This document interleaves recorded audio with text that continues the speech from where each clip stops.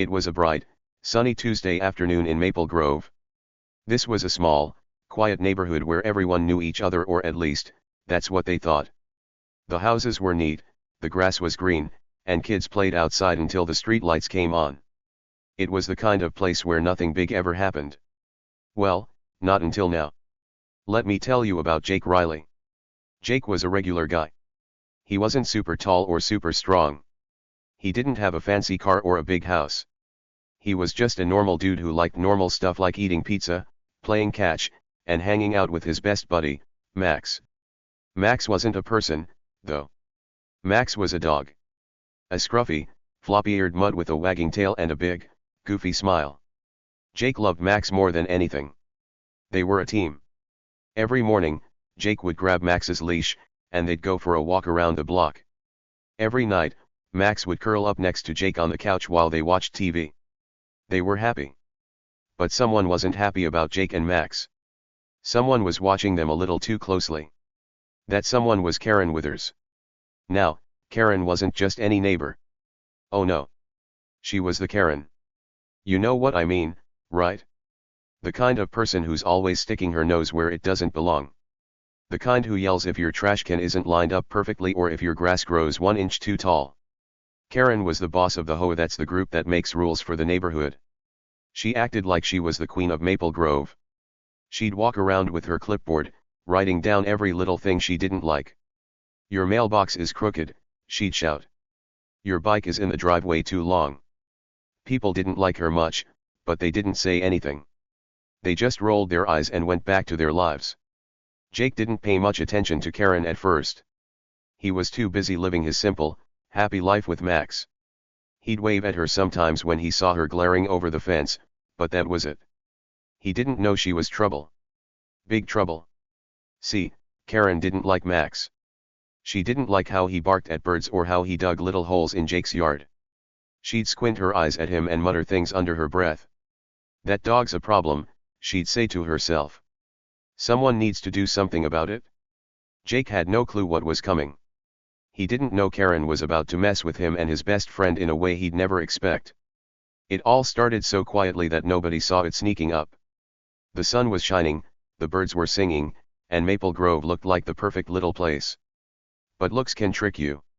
Sometimes, the calmest days hide the wildest storms. Let's rewind a bit. Jake had lived in Maple Grove for about a year. He moved there because it was peaceful and cheap. He got a small house with a tiny yard just big enough for Max to run around in. Jake wasn't the kind of guy who cared about fancy stuff. He worked at a store downtown, selling tools and paint. It wasn't a big job, but it paid the bills. All he really wanted was a quiet life with his dog. Max was his family. Jake found him at a shelter 2 years ago.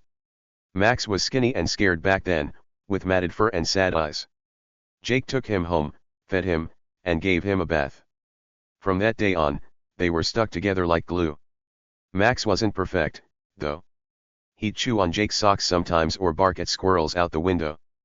But Jake didn't mind. That's just how dogs are, right? They're messy and loud and full of love. Max made Jake laugh every day. Like when he'd chase his own tail until he fell over, or when he'd steal a slice of pizza right off Jake's plate. Jake would pretend to be mad, but he couldn't stay upset at that goofy face. Karen didn't see Max that way. To her, Max wasn't cute or funny. He was a pest. A loud, furry pest who didn't follow her rules. She'd stand by her perfect roses, holding her garden hose, and stare at Jake's house. She'd watch Max sniff the grass or roll around in the dirt. Her nose would wrinkle up like she smelled something bad. Dogs like that don't belong here, she'd grumble. She never said it to Jake's face, not yet, but she thought it all the time. The neighborhood knew Karen was bossy. She'd knock on doors and tell people to fix things. Your fence is the wrong color, she'd yell. Or, you can't park there. Most folks just nodded and waited for her to leave. They didn't want the fight. But Jake? He didn't bow down to her. He'd smile and say, "Okay, Karen," then go right back to what he was doing. That drove her nuts. She wasn't used to people ignoring her. Here's the thing, Karen didn't just talk. She made plans. Sneaky plans. She didn't like losing, and she didn't like Max. She started thinking about how to fix things her way. Jake didn't know it, but she was watching him every day. She'd peek out her window when he left for work. She'd count how long Max stayed outside. She was waiting for the right moment. That Tuesday afternoon felt like any other. Jake woke up, made some toast, and let Max out to play. The sky was blue, and a warm breeze rustled the trees. Kids rode their bikes down the street, laughing and shouting. Jake stood on his porch, sipping coffee, watching Max chase a butterfly. "Good boy," he called out, smiling. Max barked back, his tail wagging like crazy. Everything was perfect. But across the street, Karen was watching. She stood by her mailbox, pretending to check her flowers. Her eyes were locked on Max. She didn't smile. She didn't wave. She just stared. Jake didn't see her. He didn't notice the way her hands tightened around her clipboard. He didn't hear her whisper, "Not for long, Mutt." That's where our story starts to get wild. Jake thought he had a normal neighbor. He thought Max was safe. He thought Maple Grove was just a boring little place. But he was wrong. Karen wasn't just nosy. She was trouble. And she was about to mess with the wrong guy and the wrong dog. Karen Withers didn't like Jake Riley one bit. From the very first day he moved into Maple Grove, she had it out for him. Maybe it was because Max, Jake's scruffy little dog, barked at her fancy rose bushes one time. Those roses were her pride and joy. She watered them every day and talked to them like they were her babies. Or maybe it was because Jake didn't follow her HOA rules like everyone else did. The HOA was Karen's kingdom, and she liked people to listen to her. But Jake? He didn't care about her silly rules. He'd just do his own thing, and that made Karen mad. Really mad. Karen wasn't quiet about it either. She'd stand by the fence between their yards, her arms crossed, her eyes squinting like she was trying to see through Jake. "That Mutt of yours is a menace," she'd snap. Her voice was sharp, like a teacher scolding a kid for running in the hall. She'd point her skinny, bony finger right at Max, who'd usually be sniffing the grass or chasing his tail. "One day, he's gonna learn some manners or else," she'd say. That "or else" part sounded spooky, like a warning in a scary movie. Jake didn't take her seriously, though. He'd just smile, give her a little wave, and say, "Sure, Karen." Then he'd go back to playing with Max or fixing something in his yard. He thought she was all talk, like a grumpy old lady who just liked to complain. Max would wag his tail and bark, happy as ever, and Jake would laugh. To him, Karen was just a loud neighbor who didn't matter much. He didn't see the storm coming. But Karen wasn't joking. Not even a little. When she looked at Max, she didn't see a cute dog with floppy ears and a big smile. She saw a troublemaker. A criminal. She'd glare at him like he'd just robbed a bank. Her lips would move, and she'd mutter things under her breath, things Jake couldn't hear. "Gotta fix this problem," she'd whisper to herself. "That dog's gotta go." Her eyes would narrow, and her hands would curl into fists. She wasn't just annoyed. She was planning something. Something sneaky. Jake didn't know it yet, but Karen wasn't the kind of person who let things slide. She liked being in charge. She liked winning. And she didn't like losing to a guy like Jake or his silly dog. See, most people in Maple Grove just nodded when Karen bossed them around. They'd say, "Yes, Karen," and fix whatever she complained about. But Jake didn't play that game. When she told him to keep Max quiet, he'd say, "He's a dog, Karen. Dogs bark." When she told him to move his trash can, he'd shrug and leave it where it was. That drove her up the wall. It wasn't just Max she hated. It was Jake, too. She didn't like how he didn't bow down to her. She'd spent years making sure everyone in the neighborhood knew she was the boss. She'd march around with her clipboard, telling people what to do. "Cut your grass," she'd yell. "Paint your fence." Everyone listened except Jake. And that made her feel small. Karen didn't like feeling small. She liked feeling big and important. So, she decided Jake and Max had to pay. The tension started building slow, like a pot of water heating up on the stove. At first, it was just little things. Karen would stare at Jake's house longer than usual. She'd stand by her window, peeking through the curtains, watching Max run around the yard. She'd frown and shake her head. Sometimes, she'd walk over to the fence and just stand there, staring. Max would see her and bark, and she'd hiss, "Quiet, you little monster." Jake would hear it and chuckle, thinking she was funny. But she wasn't trying to be funny. She was dead serious. One day, things got worse. Jake was outside tossing a ball for Max to chase. It was a perfect afternoon, the sun was shining, and a cool breeze was blowing. Max was having the time of his life, leaping up to catch the ball in his mouth. Jake was grinning, proud of his goofy pup. But then Karen showed up. She marched right over to the fence, her face red and her eyes blazing. "That dog is too loud," she shouted. "He's ruining my peace and quiet. You better do something about him, Jake, or I will." Jake stopped tossing the ball and looked at her. Max ran over, wagging his tail, thinking it was playtime. "He's just a dog, Karen," Jake said, keeping his voice calm. "He's not hurting anybody." But Karen didn't care. She leaned over the fence, pointing that bony finger again. "He's a menace. A noisy, dirty menace. You think you can just move in here and ignore the rules? Think again." Then she turned and stomped back to her house, slamming her door so hard the windows shook. Jake scratched his head, confused. "What's her problem?" he muttered to Max. Max barked, like he was saying, "I don't know, but she's weird." Jake laughed and went back to playing. He didn't think much of it. He figured Karen was just having a bad day. But he was wrong. That wasn't just a bad day. That was the start of her war against him and Max. Karen didn't let it go.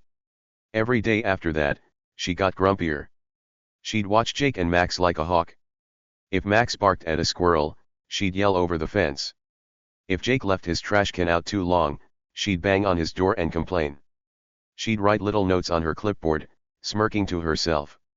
Jake started to notice, but he still didn't worry. "She's just crazy," he'd tell Max, ruffling his fur. "Nothing to be scared of."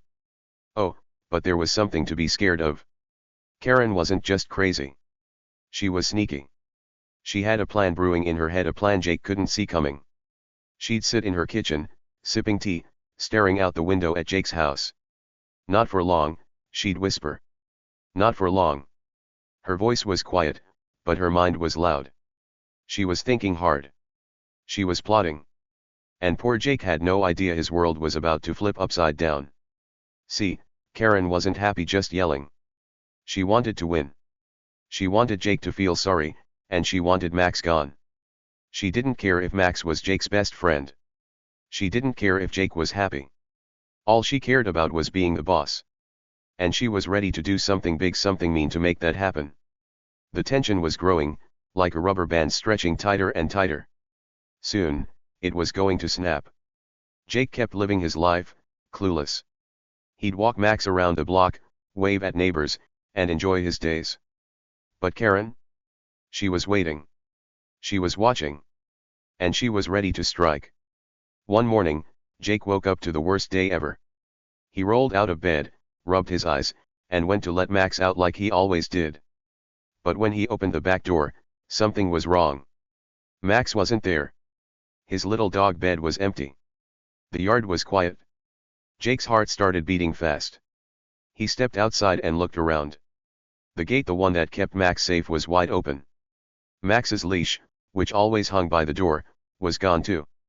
And there wasn't a single paw print in the dirt. It was like Max had vanished into thin air. Jake's stomach dropped. It felt like a big rock was sitting in his belly. "Max," he shouted, running around the yard. "Max, where are you, buddy?" He checked under the porch. He looked behind the bushes. He even peeked in the trash can, just in case. Nothing. No bark, no wag, no Max. Jake's hands started to shake. Max was his best friend. He couldn't be gone. Then, something caught his eye across the street. There was Karen. She was standing by her perfect roses, holding her watering can. Water dripped onto the petals, but she wasn't looking at the flowers. She was looking at Jake. And she was smiling a smug little grin that made her look like she knew something he didn't. "Lost something," she called out. Her voice was all sweet and fake, like a kid pretending to be nice when they're really up to no good. Jake froze. That grin. That voice. It hit him like a lightning bolt. Did Karen know something? His blood started to boil. He felt hot and mad, like he wanted to yell. But he kept cool. He took a deep breath and walked to the edge of his yard. Karen, he said, trying to sound calm, did you see Max this morning? Karen didn't even blink. She shrugged her shoulders, still smirking. Dogs run off all the time, she said. Maybe you should have kept a better eye on him. Her words sounded mean, even though she said them with that fake sweet tone. She turned back to her roses, acting like nothing was wrong. But Jake wasn't dumb. He saw that smirk. He heard the way she talked. Something was fishy. That's when he noticed it's something weird. Karen's garage door was open, just a tiny bit. It wasn't wide open, but it was cracked enough to see a sliver of darkness inside. Jake squinted. He stood still, listening hard. And then he heard a tiny sound. A little whimper. It was so soft he almost missed it, but it was there. A whimper that sounded just like Max when he wanted a treat. Jake's heart jumped. Was Max in there? Jake didn't say anything yet. He didn't run over and bang on the door. He just stood there, thinking. His eyes went from Karen to the garage, then back to Karen. She didn't look at him. She kept watering her roses, humming a little tune like everything was fine. But Jake's mind was racing. Could Karen have taken Max? Would she really do something that mean? Here's the thing, Karen didn't know something big. Max wasn't just any dog. He was special. Not because he could do tricks or because he was super smart, though Jake thought he was pretty clever. No, Max was special because Jake had put a tiny gadget on his collar, a GPS tracker.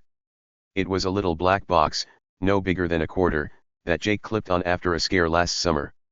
Max had wandered off once, chasing a rabbit, and Jake couldn't find him for hours. It was awful. So Jake got the tracker. It hooked up to an app on his phone, and it told him exactly where Max was, all the time. Karen didn't know about that tracker. She thought Max was just a regular, noisy dog she could get rid of. She thought she was so sneaky, so smart. But that little gadget?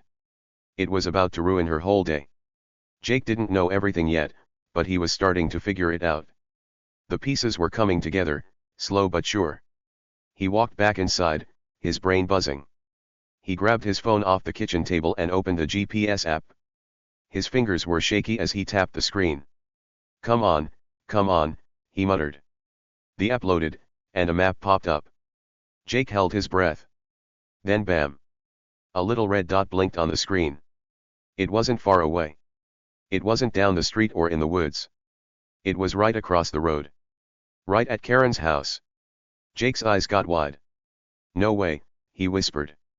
He stared at the dot, then out the window at Karen. She was still by her roses, acting all innocent. But that dot didn't lie. Max was in her house, or at least, his collar was. Jake's hands clenched into fists. He wasn't just mad now. He was sure. Karen had taken Max. She'd opened his gate, grabbed his leash, and stolen his dog. But why? Why would she do that? Jake started thinking back. All those times she yelled about Max being loud. All those glares over the fence. That day she said, one day, he's gonna learn some manners or else. It wasn't just talk. She meant it. She'd been waiting for a chance to get rid of Max. And now, she'd done it. Or so she thought. Jake put his phone in his pocket and stepped outside again. He didn't run. He didn't shout. He just watched Karen. She didn't see him staring. She was too busy pretending nothing was wrong. But Jake was onto her now. That whimper from the garage. That smirk on her face. That dot on his phone. It all added up. The air felt thick, like before a big storm. Jake's heart was pounding. He wanted to march over and demand Max back right then. But he waited. He needed to be smart. Karen thought she'd won. She thought Jake was clueless. She didn't know he had proof. She didn't know he was one step ahead. Max was out there, somewhere in Karen's house. Maybe tied up. Maybe scared. Jake hated thinking about it. Max was his buddy, his little shadow. And Karen had taken him. But Jake wasn't going to let her get away with it. He had that tracker. He had a plan starting to form in his head. The game was changing, and Karen didn't even know it yet. The morning sun climbed higher, but the day didn't feel bright anymore. It felt heavy. Something big was coming. Jake could feel it. Karen could smirk all she wanted, but her sneaky little trick was about to blow up in her face. Jake didn't wait around. He wasn't going to let Karen get away with this. His best friend Max was missing, and he was pretty sure she had something to do with it. He grabbed his phone from his pocket so fast he almost dropped it. His hands were shaking not just from being mad, but from being excited too. He opened the GPS app, the one that tracked Max's collar. He tapped the screen, waiting for it to load. And then bam! There it was. A little red dot blinking bright and clear. It wasn't down the street. It wasn't in the park. It was right inside Karen's house, across the road. Jake's eyes got big. He stared at the dot, then looked out his window at Karen's place. She was still outside, watering her roses, acting like nothing was wrong. But Jake knew better now. His hands shook harder, but a grin spread across his face. "Oh, you messed up big time, Karen," he muttered under his breath.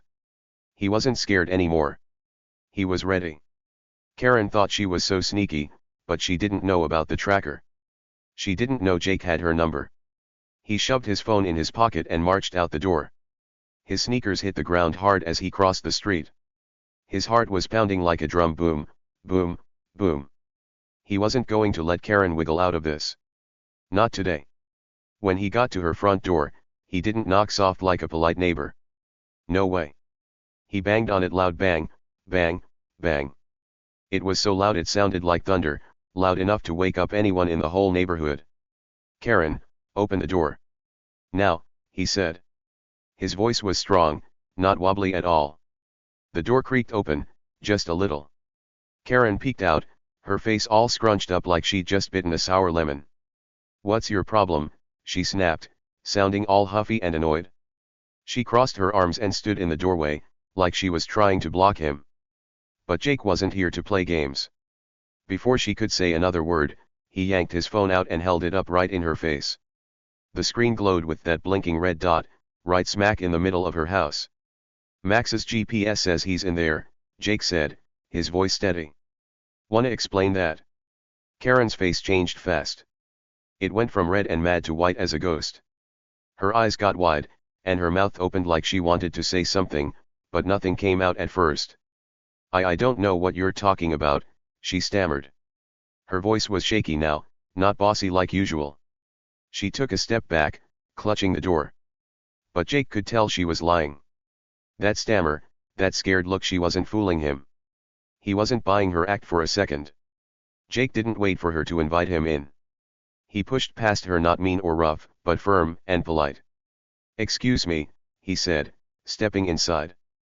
Karen squeaked, "Hey, you can't just..." But Jake didn't stop. He had the GPS app open, and he followed that little red dot like a treasure map. It led him through her living room, past her fancy couch and her big TV. Karen trailed behind him, yelling, "Get out of my house." But Jake kept going. He wasn't leaving without Max. The dot took him to a door in the hallway. It was the basement door. Jake's heart jumped. He grabbed the handle and pulled it open. A dark staircase stretched down into the shadows. He flicked on the light and started down the steps, one at a time. "Max," he called softly. Karen was still upstairs, shouting, "You have no right." But then Jake heard it, a sound that made his whole body light up. A little bark. A happy, familiar bark. He ran down the last few steps and turned the corner. And there he was, Max. His scruffy little dog was tied up with a rope in the corner of Karen's basement.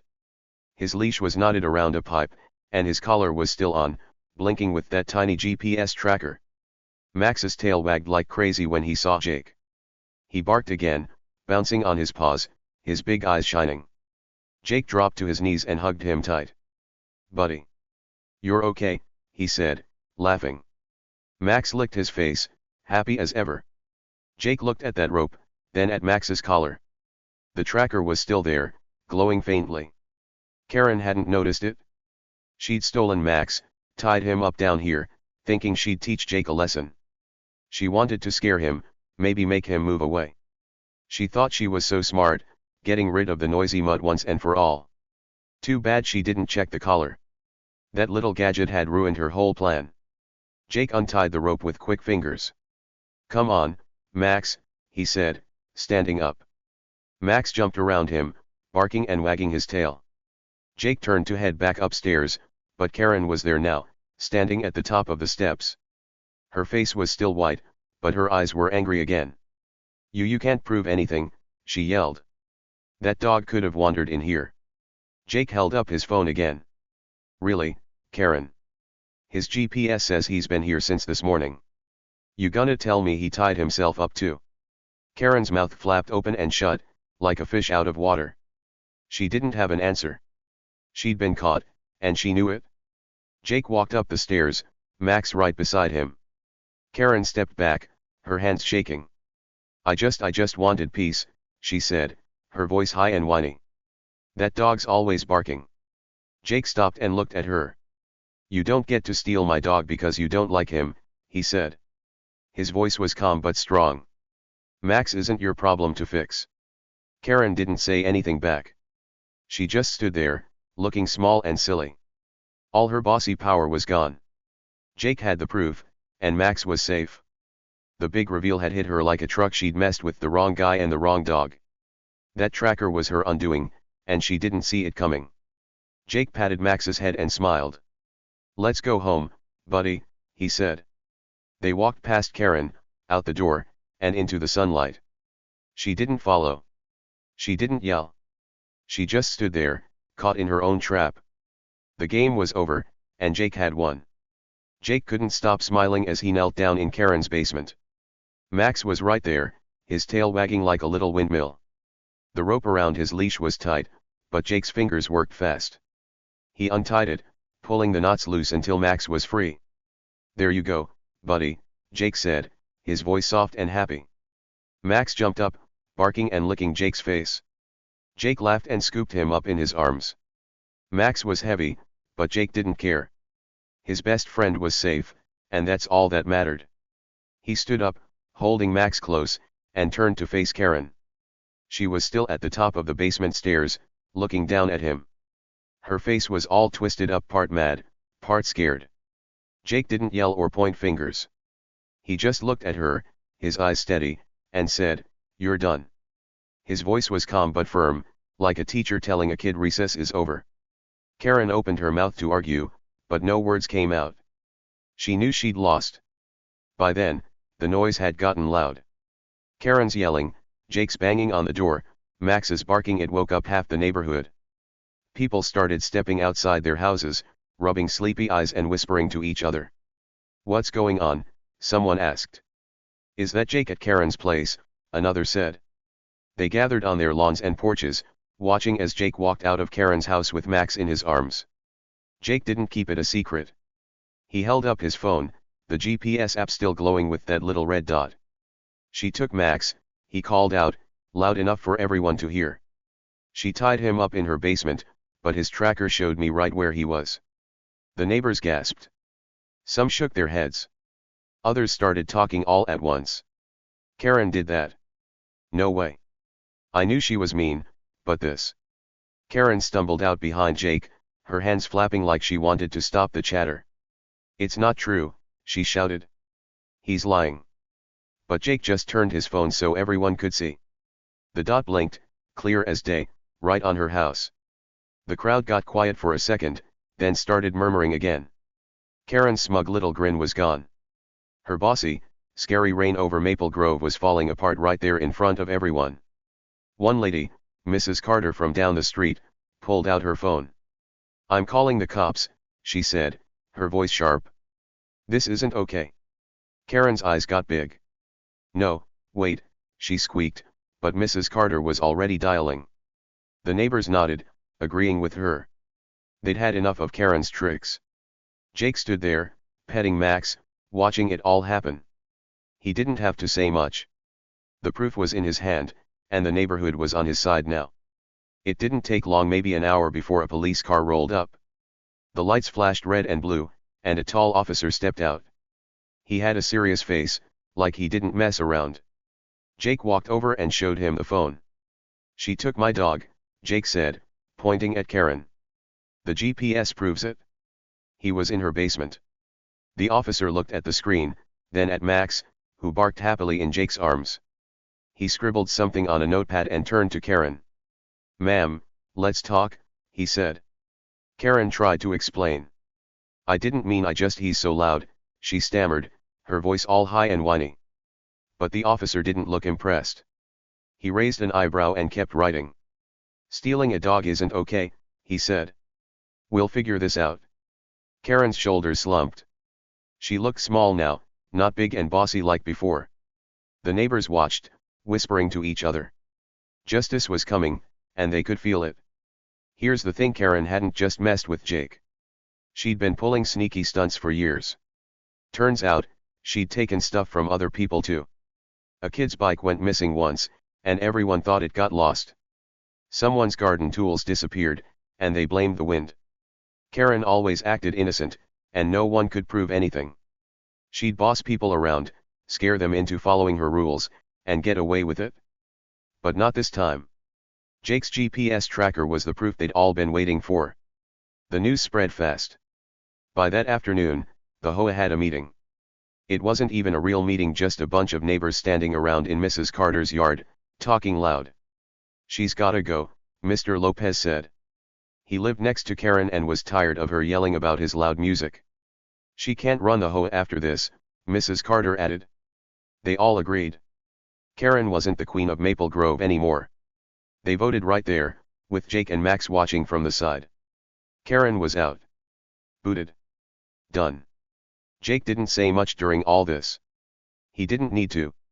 He just stood there, holding Max, letting the neighborhood figure it out. But then something cool happened. People started coming up to him. Mr. Lopez patted his shoulder. "Sorry I didn't believe you about her," he said. Mrs. Carter smiled and said, "You're a good guy, Jake. And Max is a good dog." Even little Timmy from 2 houses down ran over and hugged Max. "I'm glad you're back," he said. One by one, neighbors who'd ignored Jake before, who'd maybe even thought he was the troublemaker, came to say sorry. "We should have stood up to her sooner," one lady said. "You're okay in my book," an old man added, tipping his hat. Jake just nodded and smiled. "Thanks," he said. "Max and I are just happy to be home." Max barked, like he was agreeing. His tail wagged so hard it looked like it might fall off. By the time the sun started setting, the street was calm again. The police car was gone, and Karen was inside her house, probably packing up her clipboard and her mean ideas. The neighbors went back to their yards, but they weren't scared of her anymore.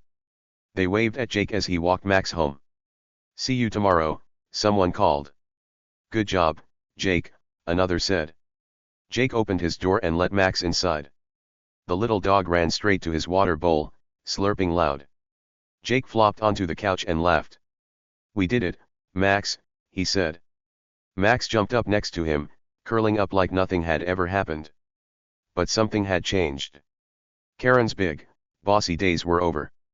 The neighborhood was free. And Jake? He'd shown everyone that he wasn't just some regular guy. He was a guy who'd fight for his dog and win. Max barked again, short and happy, like he knew they'd come out on top. Jake scratched his ears. "Yeah, buddy," he said. "We won." Justice was served, and it felt good. The sun was going down over Maple Grove that night. The sky turned orange and pink, painting the little neighborhood in soft, warm colors. Jake sat on his couch, his legs stretched out, feeling tired but happy. Max was curled up right next to him, his scruffy head resting on Jake's lap. Jake reached down and scratched Max's ears, just the way he liked it. Max let out a little huff, like he was saying, "Thanks, buddy." Jake smiled big. After everything that happened, they were safe. They were home. And they'd won. Jake looked out the window at Karen's house across the street. The lights were on, but it was quiet over there now. No more yelling. No more bossy clipboard. Karen had thought she was the biggest, toughest person around. She thought she could control everyone, tell them what to do, scare them into listening. She thought taking Max would show Jake who was in charge. But she was wrong. Sometimes, the smallest things can bring down the biggest bullies. Like that tiny GPS tracker on Max's collar. It was just a little gadget, smaller than a cookie, but it changed everything. It showed the truth. It stopped Karen in her tracks. Jake leaned back, thinking about it all. Karen didn't see him and Max coming. She thought Jake was just some regular guy who'd give up easy. She thought Max was just a noisy dog she could get rid of. But they were a team, a strong team. Jake didn't give up when Max went missing. He didn't let Karen scare him. He used his head, checked that tracker, and fought to get his buddy back.